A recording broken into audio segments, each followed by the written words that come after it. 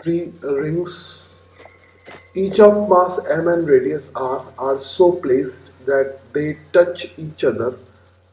Find radius of gyration about the system about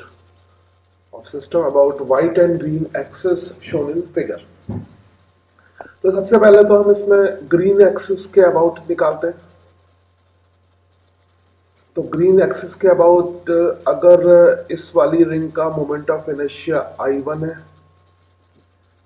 तो इसका भी I1 होगा और इसका कितना होगा I2. एज्यूम कर लेते हैं इसका I2 है. तो जो टोटल मोमेंट ऑफ इनर्शिया होगा I of system about green axis वो हो जाएगा 2I1 प्लस I2. ठीक है. अब I1 की वैल्यू कितनी हो जाएगी? I1 का खुद के, ये रिंग है क्योंकि, तो इसका इस वाले एक्सिस के अबाउट जो सेंटर ऑफ मास से पास करेगा उस एक्सिस के अबाउट इसका मोमेंट ऑफ इनर्शिया कितना होगा? mr²/2. और सेंटर से इस वाले एक्सिस की डिस्टेंस है r, तो उसमें mr² और ऐड कर देंगे. तो you can use parallel axis theorem to get I1, है ना. तो I1 का इसका रिंग का अपने एक्सिस के अबाउट कितना होगा? mr²/2. उसमें mr² और ऐड कर देंगे. ठीक है.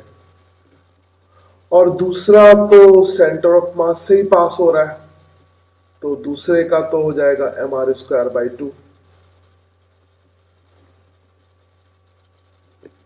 तो इसको हम सॉल्व कर लेते हैं. Total moment of inertia 2mr²/2 ये हो गया, 2mr² ये हो गया. इसको थोड़ा सॉल्व कर लो. ये हो जाएगा mr²/2 और इसको हम कह सकते हैं 2mr²/2 यानी ये हो गया 3mr²/2. 3mr²/2 plus mr²/2 2. तो टोटल कितना हो जाएगा? 6mr²/2 plus mr²/2. तो ये आ जाएगा 7mr²/2. 7mr²/2. तो टोटल मोमेंट ऑफ इनर्शिया हो गया 7mr²/2. मगर हमें तो क्या चाहिए? Radius of gyration. तो रेडियस ऑफ जायरेशन के लिए क्या होता है? Moment of inertia of system is equal to mass of the system.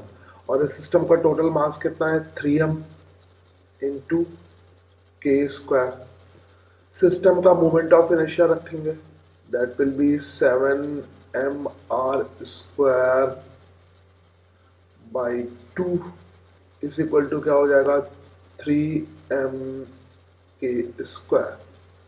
तो यहां से mm तो कैंसिल हो जाएगा, तो k यानी रेडियस ऑफ गायरेशन की वैल्यू ग्रीन वाले एक्सिस के अबाउट कितनी आ जाएगी? 6 यानी √7/6 r.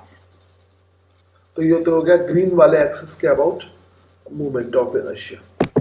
तो ये ग्रीन वाले एक्सिस के अबाउट मोमेंट ऑफ इनर्शिया आ गया. अब हम निकालेंगे व्हाइट वाले एक्सिस के अबाउट मोमेंट ऑफ इनर्शिया. तो व्हाइट वाले एक्सिस के अबाउट मोमेंट ऑफ इनर्शिया निकालने के लिए ये वाली नीचे वाली रिंग फिर से आइडेंटिकल है, तो इनको फिर से हम I1 और I1 एज्यूम कर लें. अब की व्हाइट वाले एक्सिस के लिए हमने एज्यूम किया, और इसको हम I2 एज्यूम कर लेते हैं. तो अब जो टोटल मोमेंट ऑफ इनर्शिया होगा that will be same to I1 plus I2. ठीक है, टू I1. अब ये व्हाइट वाला एक्सिस तो सेंटर ऑफ मास से ही पास हो रहा है, तो हम सीधे लिख देंगे mr²/2. mr²/2. I2 का हमें निकालना है, तो I2 का खुद के एक्सिस के about moment of inertia mr²/2 होगा. इस एक्सिस के अबाउट mr²/2 होगा. हमें ये डिस्टेंस अगर d है, मतलब ये वाली डिस्टेंस अगर d के बराबर है, तो हम लिख सकते हैं इसको एम आर स्क्वायर I2 को लिख सकते हैं एम आर स्क्वायर बाई 2 और plus M D square by using parallel axis theorem. ठीक है। अच्छा, डी की वैल्यू कैसे निकालेंगे? ये इतना, ये आर है और ये भी आर है, तो टोटल मिला के 2r हो जाएगा और ये r हो जाएगा। तो डी स्क्वायर की वैल्यू किसके बराबर आ जाएगी? Obviously 2r square plus r square, मतलब इसकी वैल्यू किसके बराबर आ जाएगी? 5r square, 5r square.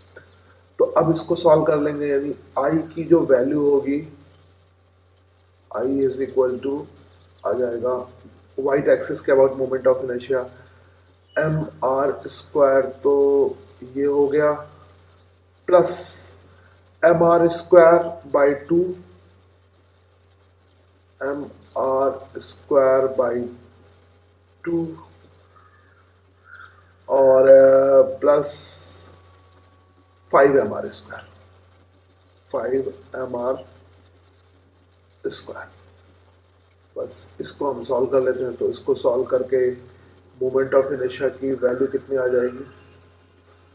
2 LCM हो गया, 2 M R square plus M R square हो गया 3 एम आर स्क्वायर और 5 M R square, sorry 10 M R, 2 M R square, 3 square, 3 M R square और 10 एम आर स्क्वायर, यानी 13 M R square हो जाएगा। 13 M R square. आई की value फिर से हम क्या लिख देंगे? आई की वैल्यू जैसा हमने पहले किया था सिमिलर तरीके से, आई की वैल्यू हम लिख सकते हैं 3m इंटू के स्क्वायर, सेम तरीके से, is equal to 13 M R square by 2, 13 M R square by 2। Same तरीके से एम एम कैंसिल हो जाएगा, तो के की वैल्यू किसके बराबर आ जाएगी? Under root 13 by 6, under root 13 by 6। तो ये तो रेडियस ऑफ डायलेशन हो गया वाइट वाले एक्सिस के अबाउट।